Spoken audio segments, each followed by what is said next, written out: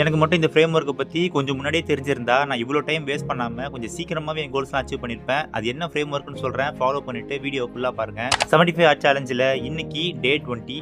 இன்னைக்கும் என்னோட மார்னிங் ரொட்டீன ப்ராப்பரா கம்ப்ளீட் பண்ணி முடிச்சுட்டேன். அண்ட் நான் இன்னைக்கு பேச வேண்டிய முக்கியமான டாபிக்கே நான் ஃபாலோ பண்ற இந்த ஸ்மார்ட் ஃப்ரேம் ஒர்க்க பத்தி தான். ஏன்னா என்னோட கரண்ட் கோல்ஸ் அச்சீவ் பண்றதுக்கு இந்த ஃப்ரேம் ஒர்க் தான் எனக்கு ரொம்பவும் ஹெல்ப்ஃபுல்லா இருந்துச்சு. அண்ட் இந்த ஃப்ரேம் ஒர்க் எப்படி ஒர்க் ஆகுதுன்னா, ஃபர்ஸ்ட் எஸ் ஃபார் ஸ்பெசிஃபிக், அதாவது நான் வெயிட் லாஸ் பண்ண போறேன்னு ஜெனரலா சொல்லாம, நான் 10 கேஜி வெயிட் லாஸ் பண்ண போறேன்னு ஒரு ஸ்பெசிஃபிக்கான வேல்யூவை செட் பண்றது.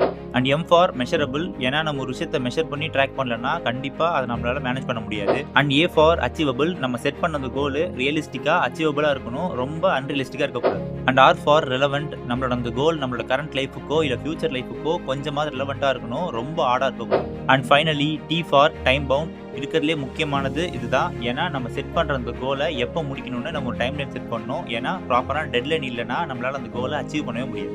ஸோ உங்க கோல் எதுவாக இருந்தாலும் இந்த ஒரு ஃப்ரேம் ஒர்க் படி நீங்க ஸ்ட்ரக்சர் பண்ணீங்கன்னா கண்டிப்பா அதை உங்களால அச்சீவ் பண்ண முடியும். ஃபார் எக்ஸாம்பிள், நான் வெயிட் லாஸ் பண்ண போறேன்னு உங்க கோலை பிளைண்டா செட் பண்ணாம, நான் ஜூலை 1க்குள்ள 10 கேஜிஸ் லாஸ் பண்ண போறேன்னு ஸ்மார்ட்டா உங்களோட கோல்ஸை செட் பண்ணுங்க. அண்ட் இந்த மாதிரி யூஸ்ஃபுல்லான கண்டென்ட்டை மிஸ் பண்ணாம பார்க்கணும்னா மறக்காம இப்பவே ஃபாலோ பண்ணிக்கங்க.